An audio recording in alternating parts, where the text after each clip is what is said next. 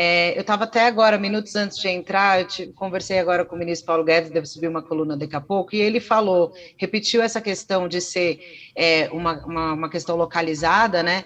E aí ele pediu para que a gente destacasse, eu gostaria de ouvir a sua opinião a respeito disso, sobre a questão do investimento. Ele disse que está no pico nos últimos anos, que atingiu 19,4% do PIB, e quando a gente pensa, né, em crescimento, a gente tem que pensar nessa taxa de investimento e que isso traria aí, na visão do ministro, uma certa tranquilidade para a gente poder ver esse cenário de recessão técnica, ou enfim, né, como que a gente está vendo a economia daqui para frente. Senhor, como é que o senhor avalia essa fala, essa importância da taxa de investimento? Isso é realmente fundamental na visão do senhor? Olha, você sabe que o crescimento de um país decorre de três fatores. O primeiro, o investimento, qual é a taxa de investimento de um país. No Brasil, a gente acha que o ideal seria algo entre 20% e 25%. Segundo, da capacidade de incorporar mão de obra ao processo produtivo. Nós estamos perdendo isso pelo fim do bônus demográfico, né? Aquele período em que a população em idade ativa é maior do que a de idosos e crianças, né?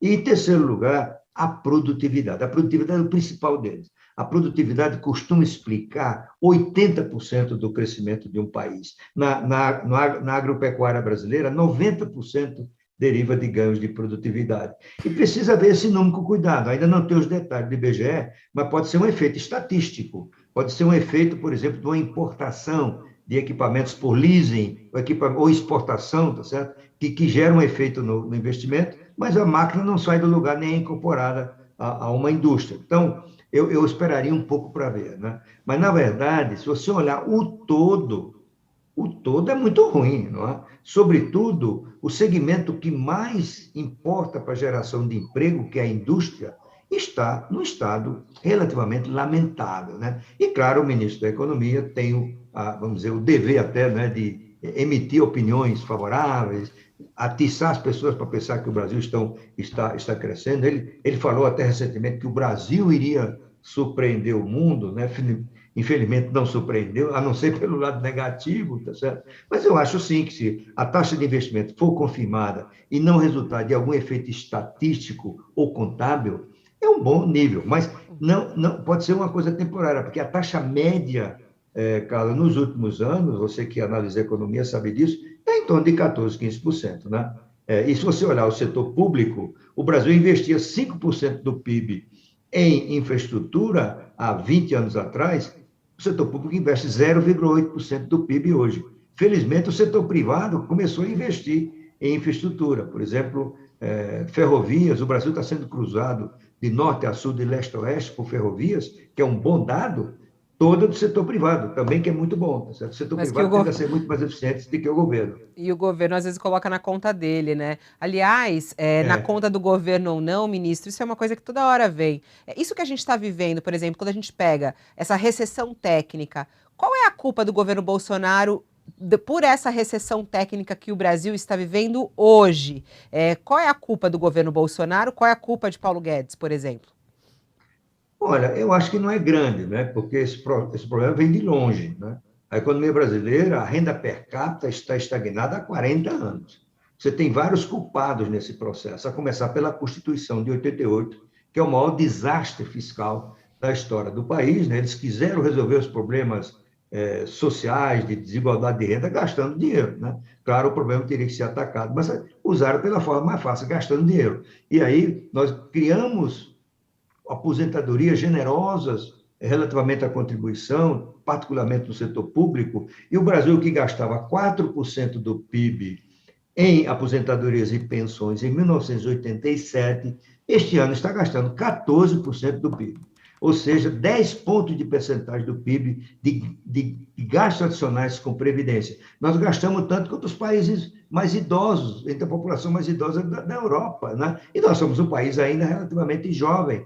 Os idosos representam 10% da população brasileira, mas são 40% na Itália, certo? Então, a Itália gastar 14, 15% do PIB está ok, no Brasil não está.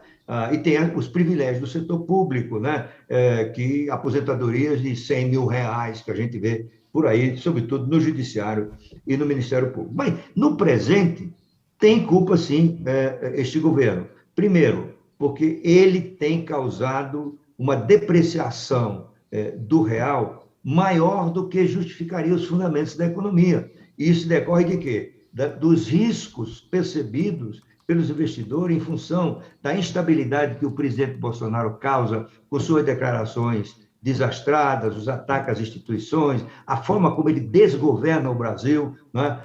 O problema fiscal que foi agravado com essa PEC dos precatórios, que eu vi agora os últimos momentos dos comentários do Joel Fonseca, que eu apoio 100%, tá certo? Tudo isso gerou a percepção de que a âncora fiscal do país, que segura a inflação ajudando o Banco Central, que usa a taxa de juros, essa âncora foi para o espaço, né? Foi para o buraco. Isso tudo gera o quê, Fabrício? Depreciação cambial. Então, a taxa de câmbio no Brasil, pelos modelos que a gente usa na tendência e outros analistas também, deveria ser de R$ 4,50. Hoje, eu olhei há pouco, estava em 5,60, chegou perto de 5,70 recentemente. E com isso, nós tivemos um processo realmente inédito em período recente. Quando o Brasil exporta mais commodities, porque os seus preços aumentaram, há um ciclo de alta, isso significa que entra mais dinheiro na economia, a economia fica mais resistente, mais resiliente, os investidores vêm mais para cá, acreditam no futuro, tudo isso gera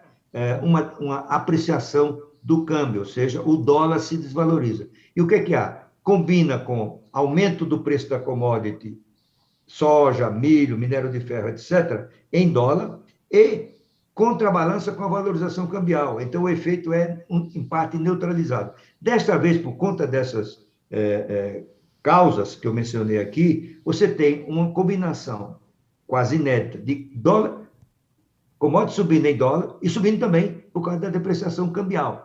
Então, você tem um efeito de multiplicador que aumenta a taxa de inflação. E a taxa de inflação corrói a renda dos consumidores, os consumidores consomem menos, a inflação gera incerteza, os empresários investem mais. Então, parte disso, ainda que diminuta, tem a ver com o autogoverno. E, finalmente, o governo destruiu, a verdade é essa, destruiu a melhor proposta de reforma tributária de consumo que já foi feita nos últimos 40 anos. Que é a chamada PEC 45, que se baseia em estudos do Instituto, né, o Centro de Cidadania Fiscal, coordenado pelo economista Bernard Api. O governo tinha divergências com a proposta, podia ter contribuído para melhorá-la, mas jogou fora uma oportunidade ímpar. Pela primeira vez, nós tínhamos uma combinação de duas coisas. Primeiro, um bom projeto de reforma tributária do consumo. Segundo, a unanimidade dos estados em favor da proposta. Antigamente, eles eram contra, né? E a reforma tributária do consumo, que é o principal caos, fonte de ineficiência da economia brasileira, deixou de ser aprovada. O projeto vai morrer, vai ser aprovado no próximo ano. O governo podia ter contribuído porque isso melhora as expectativas. O simples fato de aprovar uma reforma dessa qualidade, dessa importância, já anima os empresários, já gera investimento, já antecipa expectativas, tá certo? Então, o governo não é inocente nesse resultado.